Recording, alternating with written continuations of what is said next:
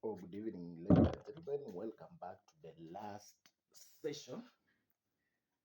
I've just been reminded that I've not touched on the character traits of characters.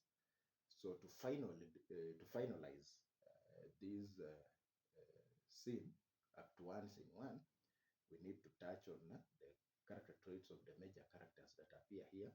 Of course, there are a lot of characters, so we are not going to explore all of them, but we just touch uh, a number of major characters. The rest, of course, we can discuss them in the comment section. So welcome back. Um, we'll start with Mayor Mosi. So Mayor Mosi, he comes with the intention of launching the app and awarding the students for that winning innovation in the competition.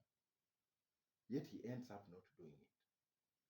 Along the way, he gets jittery and he gets angry, and he does not award them. Why do you think he does not award them? Because the app is talking about transparency and accountability, yet the person is corrupt. So here, I'm not going to mention corruption, but already we have been given a hint that he is facing the problems that the app threatens to expose. The reason why he does not launch it. But at this point, I'm going to talk about his arrogance, the way he addresses his junior and keeps reminding them of who is the mayor and how he's the smoke that thunders shows his arrogance. And when he's told that the app is scheduled to be launched by the president, still he insists and he keeps telling them that he is the overall person there. So look at the kind of language he uses when he says, in his arrogance on page 17, he says, "My good teacher, I'm the mayor of this municipality, voted in by hundreds of thousands of people, directly and indirectly. My decision, my decisions supersede those of any educational official anywhere in this country." That is his arrogance. He does not understand that once the matter goes national now, they do not have control over it. He still believes, and he goes on issuing a directive, do as I say, write a letter expressing reservation about this thing, technical or otherwise, and then leave the rest to me. The way he's just thumping, leave the rest to me. That one brings out his arrogance. Then he's also hypocritical. Look at what he tells the students. He tells them uh, that not no. However, we will neither launch the innovation or present the prize today, not because the app is terrible. No, it is in fact an outstanding innovation, so good that it could have far-reaching implications on other areas of our social, economic, and political life. As municipal leaders, we need time to reflect on this implication. Uh, you, you know, he, he he says he's genuinely impressed, and he says that the app is good. Yet we know that he is very angry and he has been touched by the app. In fact, there's a line he says, "I'm genuinely impressed. I'm genuinely impressed today." Still on page 14, he says, "I'm genuinely impressed by Nicole and two students." But we all know he's not impressed. So that is a hypocrisy. Then when he's bringing in, he's manipulative. Apart from being hypocritical, he's also manipulative. So first we have said he's arrogant. Then we have said he's arrogant because of the way he's addressing his juniors and the way he chests the terms every time.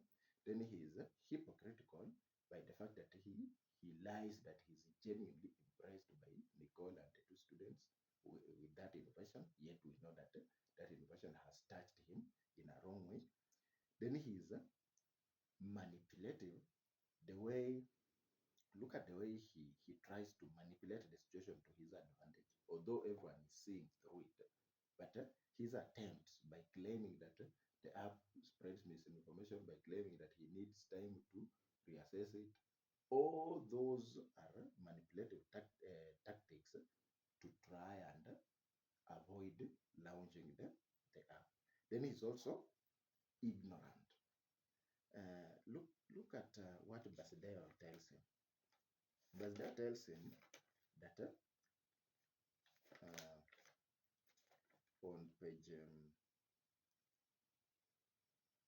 on page 16 says, the way I see it, that app will be people's platform, and it will have far-reaching implication whether you launch it or not. It's a people's platform, and it will have implication whether you launch it or not. What does he reply? I need time to think about it. I will launch it at my own convenience. He does not understand that this is an application. This is something to do with technology and is already in operation. Therefore, whether he launches it and awards the students or he does not, still the implications are going to come.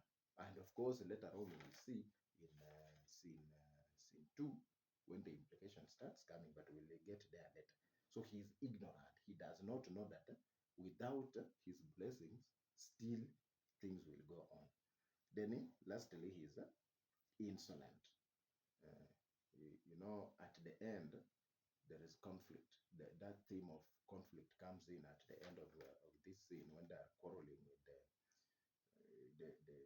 Pyro, with Nareen and Nicole, when he's trying to bully them. We see, and when they're exchanging sarcasm with Basideo, the theme of conflict comes in, or a conflict is introduced. And in that, we see how insolent he is. The way he addresses Pyro, the board chair, and the way he refers to Basideo when he says, look at this statement, it is the smell most likely of berries or corn. They are delicacies for porcupines.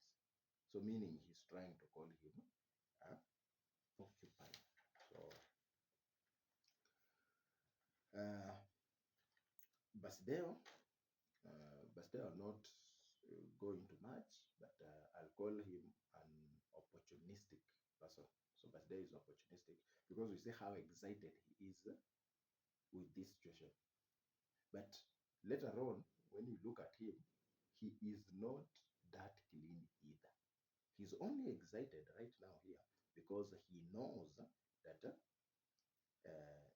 this opportunity, this application is going to expose those in authority, therefore make him people's favorite, or provide him an opportunity to be voted in. That's why he's excited with it. But he's not excited because he's clean.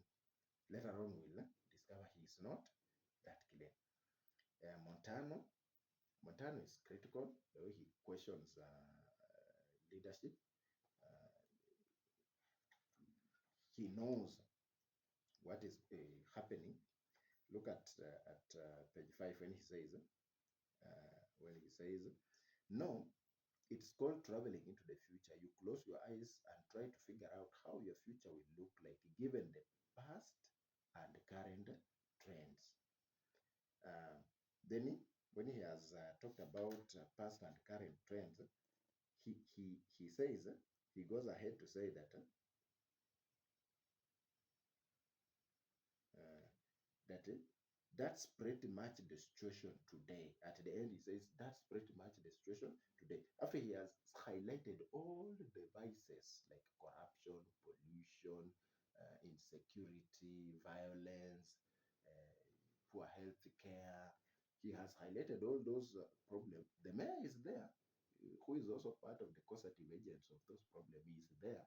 He has highlighted them, And then he says, this is pretty much the situation. It had only aggravated, but it's pretty much the situation. So that brings him out as a critical person, also an observant person because he sees them, and also an outspoken person because he speaks about them, he sees them, and he addresses them without fear. Alvita comes out as a practical person because Alvita, now here, Alvita, she introduces the solution to the problems, and she gears the conversation towards a practical solution, which is the application, and how she explains how the application will help solve the situation. She's innovative, of course, when she comes up with the app that will provide the solution by ensuring accountability and transparency. And she's also hopeful because she sees a better future.